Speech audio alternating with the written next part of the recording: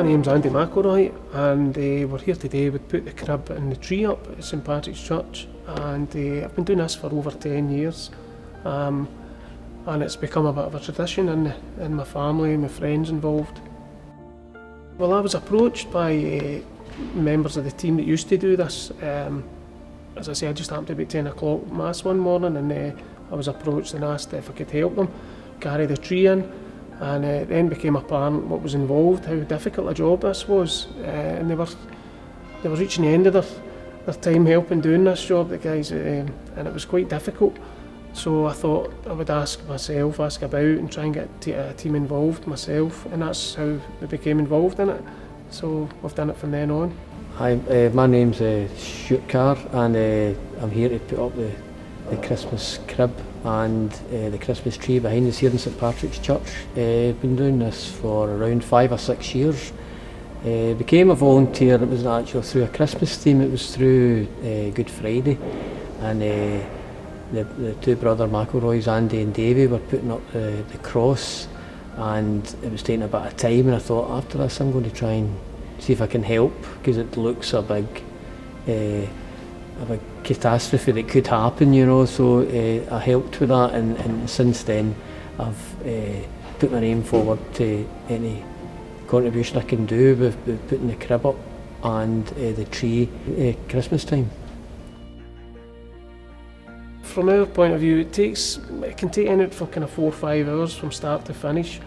We bring the stuff out from the garage, bring it in piece by piece, and it's all attached here and built up, and it can be quite tricky, some of it, but yeah, from putting all the paper on and tidying it all up, it can take anything from 45 hours.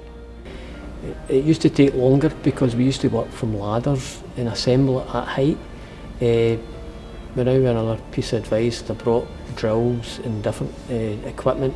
We can assemble quite a lot on the floor and then just present it up in front of the altar, and yeah, it takes a bit of time, a lot of intricacies, but it has to be done, you know, methodically. The crib, as far as I'm aware, the figures are from the 50s. That's only hearsay, because there's nothing in black and white that we've got to trace it, no invoices or anything like that. The picture at the back, as far as I'm aware as well, was painted by one of the teachers in the high school, and so that's been there, I think, from a similar age. Certainly when I was my youngster, that was the same crib, as far as I remember. That's in my memory, and there's a photograph in the sacristy, which we use to try and keep the crib the same, because I suppose it's a tradition, and it's a lovely crib, you know, and I think people like to see it. Yeah, the painting at the back is actually, I'm told, between 80 and 100 years old, so we're really careful carrying that in and out. Obviously it's a real part of the tradition and the history of the church, and yeah, it's been here for so many years, and I remember getting brought here as a child myself, so it's been in the parish that long, so we're careful with it. We know the history involved with it. It's quite humbling, as I say. Many people have approached me, even for figures of correction, you know, this could be done and that could be done, you know, but we just take our time, and we get there in the end, and we have a massive amount of volunteers that come down, all ages, I will say, some too young, some too old, but everyone can contribute, just carrying things in and put it together. But the final product's there in front of us, just omitting the baby Jesus that will go in on Christmas Eve. Now we keep it up until the 2nd of February now, which is the traditional date for taking the crib down. It wasn't always as long as that, and maybe seems quite a long time, but I think it adds something to the church, and it's nice with the church being open, people come in and visit, and I think they bring their children or their grandchildren in for a wee visit as well, which is nice. I think it gives a lot of peace to people. And it's one of those nice traditions that we carry on, and I think people, as they get older too, they remember their childhood, with that. So it's a nice thing for them to come and visit. As I say, I remember getting brought here as a child, and I brought my own children here, and I'm sure that's the same for everybody involved in the parish. It's definitely part of the church's history, and it's fantastic to be involved in that and to carry on that.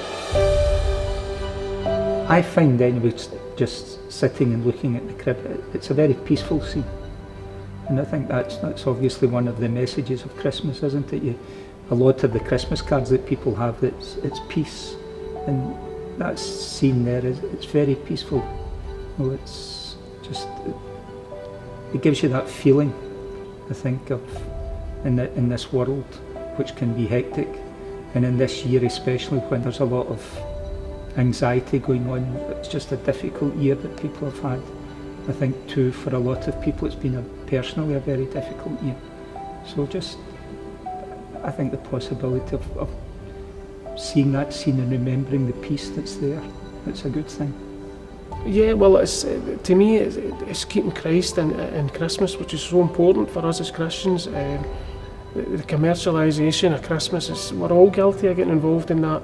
So something like this, it really helps bring the message of Christ home, and it's important. It's so important in this day and age that we keep that message alive. And if we can do our wee bit by helping this with the crib and the tree, then that's fantastic in my eyes, you know.